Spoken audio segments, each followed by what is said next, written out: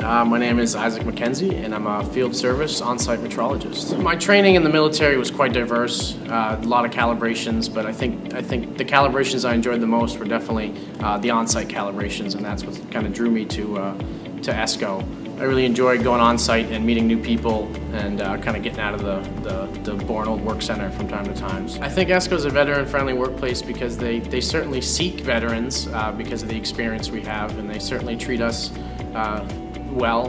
They certainly brag about us. They're certainly proud of the people they hire coming from that military transition. I would say my favorite thing about working here would be the experience. Definitely meeting new people. You know, it's a diverse world out there, on-site calibration, and there's really no other experience like it. And the learning, the making myself more valuable, all of it.